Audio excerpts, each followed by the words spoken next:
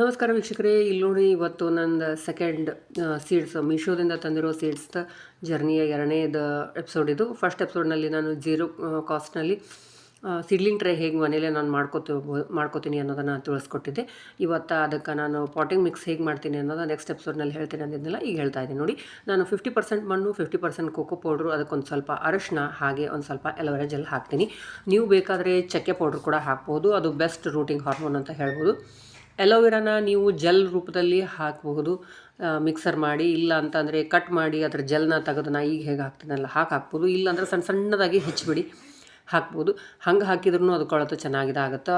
ಅದು ಹೆಚ್ಚು ಹಾಕಿದರೆ ಅದು ಕೊಳೆಯೋದಿಲ್ಲ. ಸಣ್ಣ ಸೀಡ್ಲಿಂಗ್ ಟ್ರೇನಲ್ಲಿ ಹೇಗೆ ಅಂತ ಏನು ವಿಚಾರ ಮಾಡೋಕ್ಕೆ ಹೋಗ್ಬಿಡಿ.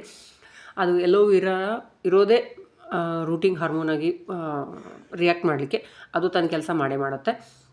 ನಾನೀಗ ನೋಡಿ ಆ ಜೆಲ್ಲನ್ನೆಲ್ಲ ತೆಗೆದು ಅದನ್ನು ಸರಿಯಾಗಿ ಮಿಕ್ಸ್ ಮಾಡಿ ಈಗ ಸೀಡ್ಲಿಂಗ್ ಟ್ರೇನಲ್ಲಿ ಹಾಕ್ತಾಯಿದ್ದೀನಿ. ಸೀಡ್ಲಿಂಗ್ ಟ್ರೇನಲ್ಲಿ ನಾನು ಹೋಲ್ಸ್ ಮಾಡಿದ್ನಲ್ಲ, ಅದರಲ್ಲಿಂದ ಮಣ್ಣು ಬಹಳಷ್ಟು ಬೇಗ ಪಾಸ್ ಆಗಬಾರ್ದು ಅಂತ ಕೆಳಗಡೆ ನಾನು ಒಂದಿಷ್ಟು ಡ್ರೈ ಲೀವ್ಸ್ ಇದ್ದು ಅವನ್ನೇ ಹಾಕಿ ಅದ್ರ ಮೇಲ್ಗಡೆ ಇದನ್ನು ಹಾಕ್ತಾಯಿದ್ದೀನಿ.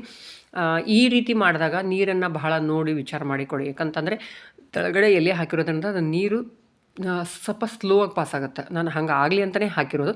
ಇಲ್ಲ ನಮಗೆ ನಡೀತದೆ, ಸ್ವಲ್ಪ ಬೇರೆ ಕಡೆ ಕೆಳಗಡೆ ಇಟ್ಟಿದ್ದೀವಿ, ಅಲ್ಲಿಂದ ನೀರು ಹೋದ್ರೂ ನಮಗೇನು ಪ್ರಾಬ್ಲಮ್ ಇಲ್ಲ ಅನ್ನೋದಂತಂದ್ರೆ ನೀವು ಎಲೆಗಳನ್ನು ಹಾಕದೆ ಸ್ಕಿಪ್ ಮಾಡಿ ಹಾಗೆ ಡೈರೆಕ್ಟಾಗಿ ಮಣ್ಣನ್ನು ಹಾಕ್ಬೋದು. ನಾನು ಸ್ವಲ್ಪ ಸೆಮಿ ಶೇಡ್ನಲ್ಲಿ ಇಡೋ ಜಾಗದಲ್ಲಿ ನನಗೆ ಜಾಸ್ತಿ ನೀರು ಹರಿದು ಹೋಗೋ ಅವಶ್ಯಕತೆ ಇದ್ದಿಲ್ಲ, ಹಾಗಾಗಿ ನಾನು ಈ ರೀತಿ ಮಾಡಿದ್ದೀನಿ.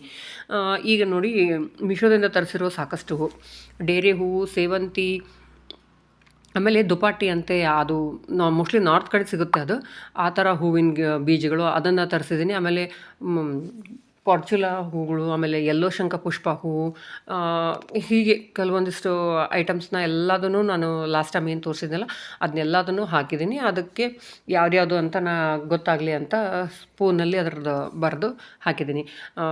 ಬಹಳ ಸಣ್ಣದಾಗಿರೋ ಬೀಜಗಳನ್ನಿರ್ತಾವಲ್ಲ ಅವನ್ನೆಲ್ಲ ಹಾಗೆ ಉದುರಿಸಿ ಮೇಲ್ಗಡೆ ಮಣ್ಣು ಹಾಕ್ಬಿಟ್ಟಿದ್ದೀನಿ.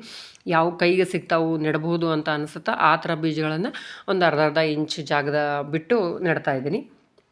ಅಂದರೆ ಇಟ್ಸ್ ಡಿಪೆಂಡ್ಸ್ ಅಪಾನ್ ಸೀಡ್ದು ಸೈಜ್ ನೋಡಿಕೊಂಡು ನಾನು ಅದರದ್ದು ಎಷ್ಟು ದೂರ ಡಿಸ್ಟೆನ್ಸ್ ಕೊಡಬೇಕು ಅನ್ನೋದನ್ನು ನಾನು ಡಿಸೈಡ್ ಮಾಡಿ ಹೀಗೆ ಮಾಡಿದ್ದೀನಿ.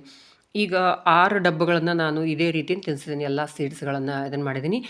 ಸಾಕಷ್ಟು ಸನ್ಫ್ಲವರ್ ಸೀಡ್ಸು, ಆಮೇಲೆ ಭಿಂಡಿ ಸೀಡ್ಸ್ ಎಲ್ಲ ಸಿಕ್ಕಿದಾವೆ. ಅದನ್ನ ಇನ್ನೂರಿಗೆ ಮಾಡ್ತಾಯಿಲ್ಲ, ಅದನ್ನು ನೆಕ್ಸ್ಟ್ ವೀಡಿಯೋದಲ್ಲಿ ಮಾಡಿ ನಾನು ನಿಮ್ಗೆ ತೋರಿಸ್ತೇನೆ. ನನ್ನ ಈ ಗಾರ್ಡನಿಂಗ್ ಜರ್ನಿ ನಿಮ್ಗೆ ಇಷ್ಟ ಆದರೆ ಖಂಡಿತ ಕಮೆಂಟ್ನಲ್ಲಿ ತಿಳಿಸಿ. ಧನ್ಯವಾದಗಳು.